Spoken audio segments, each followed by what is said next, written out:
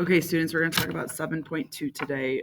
The topic today is parallelograms. So I don't want to go through all of these problems, but just a reminder to you of the idea of parallel lines and transversals for these. So understanding and what you know about that. So like they talk about, is angle 6 congruent to angle 1 here? So we have like our angle 6 here and our angle 1 here. And in this case, no, they're not congruent. So it says that those lines are parallel and cut by a transversal or whatever, but no, those two would not be congruent. Those are not the sets that we have. What we do know is congruent to angle 6 would be angle 2 by corresponding angles. You also know from angle 6 that angle 3 is congruent because those are alternate interior angles. And from angle 6, angle 7 is congruent because those are vertical angles. So those were the sets that we kind of knew there. The other thing that we knew was that same side interior angles or consecutive interior angles sum to 180. So those ones add to 184 and 6 together. And that linear pairs, so 6 and 8 or 6 and 5, that these sum to 180. Okay, so those are all the terms that we're going to be using as we're solving angle measures within this. Okay, so parallelograms. What do we know about parallelograms? What do we do with them? Well, we know a lot, and we're going to do some proofs with these. I know you're not going to be excited to hear that, but that's going to happen. So a parallelogram is a quadrilateral with both pairs of opposite sides parallel. To name a parallelogram, we are going to use this symbol. So essentially just draw yourself a little parallelogram there, kind of like drawing the triangle in front of a set of letters. We draw the little parallelogram there. And we're going to talk about parallelogram A, B, C, D. So that's what that symbol means, and that's what it stands for. A lot of the times I'll put a little P in the middle of it just to kind of remind ourselves that's what it is. But again, by definition, you know that your opposite sides are parallel there. Okay. Now, parallelograms have other properties, and this is where our proofs are going to come into play. But if a quadrilateral is a parallelogram, so we know this is a parallelogram, then opposite sides are congruent. So I would know in this case that AD would be congruent to BC, and I would know that AB was congruent to CD. So those are my opposite sides congruent. If a quadrilateral is a parallelogram, again it is, then its opposite angles are congruent. So I would know that angle A was congruent to angle C in that diagram above, and I would know that angle B was congruent to angle D in that diagram above there.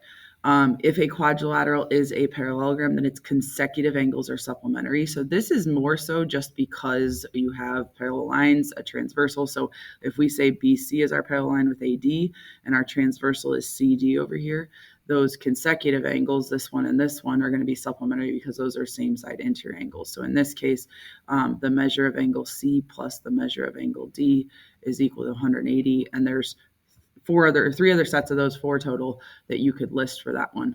And then the last one there is that if a parallelogram has one right angle, then it has four right angles. So if I knew that measure of angle D was 90, well, I know that opposite angles are congruent, so I would know angle B would be 90. And I know that consecutive angles are supplementary. Well, 90 plus what is 180? Well, it would have to be 90. So C and A then would have to be 90 as well. So that's the idea of that one, is you only have to know one is 90 to know that all of them are in a parallelogram. Okay, so those are all of the theorems that you're going to have to come back to and remember and be able to use. And we don't name any of them by names. That's why they only have numbers on them. You're going to actually write it out. Okay, so finding measures. So just going through some of these problems here, the quick check at the top of page 414 here. It says find measure of angle D for this one. And this one specifically, we got to be careful about this, but we're going to say that this is a parallelogram. Usually it tells you in the directions that. I think they just kind of skipped over that here. But measure of angle D, if that's the case, well, these two are opposite angles, are going to be congruent to each other. So this would be 106 degrees. And then the measure of FG, that's what it means without the bar over it. So the measure of FG would be that those opposite sides are congruent. So this would be 8 inches long. Okay, so those are usually pretty simple and students do well with them. But we are going to get into proofs. So the middle of that page 414 there, let's look at this first proof here. So given parallelogram JKLM, so that tells us some stuff. And we know that KN is congruent to KL. So we list those two things first, and those are our givens. Okay, KN being congruent to KL will probably lead us to something, so let's just keep that in mind. Our parallelogram also helps us. So it gives us a reason. If a quadrilateral is a parallelogram, which we have right there, its opposite angles are congruent. So we have to figure out what angles we want to talk about here. And again, our parallelogram is the big one. So I know a little bit about this, and I know that we're going to talk about angle L here, and angle J are the ones that we're going to want to list. So we can list angle L is congruent to angle J. based on that. I could have listed angle JKL congruent to angle M as well, but I'm not going to need that. So the isosceles triangle theorem says that if two sides are congruent, then two angles are congruent. And so what I look for here is an isosceles triangle where there's two sides congruent, which is right there. So the two angles. So I can say that angle KNL is congruent to angle L here. So we've got this one congruent to this one. I'm just using colors to show you guys that there by that reason. And then I know that angle J is congruent to angle KNL. Look that they're both congruent to angle L. So they're congruent to each other through our transitive property. Okay, so there's a proof right there using one of those parallelogram theorems is what we're looking at there.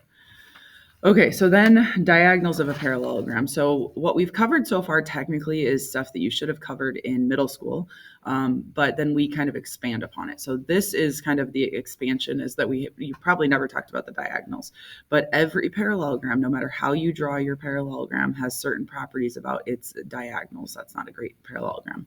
But if a quadrilateral is a parallelogram, its diagonals bisect each other. So what that means is if you draw both diagonals in, that they bisect each other. So this diagonal is split in half and this diagonal is split in half. That's what that one's giving us, okay? And then if a quadrilateral is a parallelogram, then each diagonal separates the parallelogram into two congruent triangles. This one is not used very much, but I just want to show it to you to make sure you understand, is that if you just take one diagonal and then you would have to take the other one, but those two triangles are congruent to each other.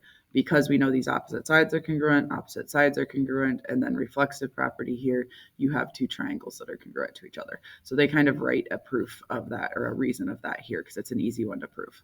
Okay, so again, you won't use that one very much, but you will use the diagonals bisect each other quite a bit. Okay, so again, another example here, bottom of page 416 is where we're at.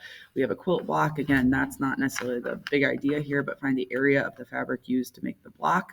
So we've got this figure given to us here.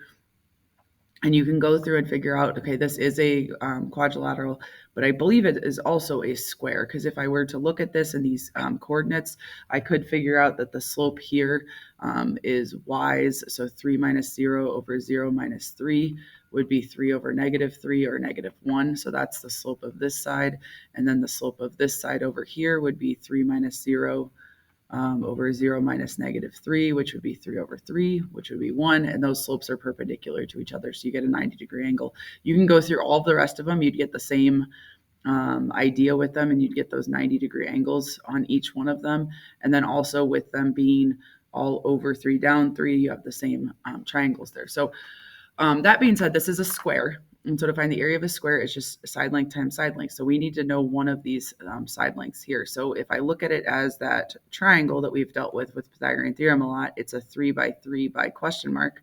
So I'm going to do 3 squared plus 3 squared equal to c squared. That's going to be 9 plus 9, which is 18. And then you take a square root of that. So my c is going to be the square root of 18. Now I'm not going to simplify that, and it's for a reason here. So the square root of 18, and then to find area, you do the square root of 18, the side squared. Well, the square root and the square cancel out, and so you just get 18 in that case. Okay. The perimeter would be taking those sides. There's 4 of them that are exactly the same. So you would do 4 times the square root of 18. And if you do that, it comes out to about 17.0 centimeters. Okay, so that's what that one is. Okay, so that is it for today.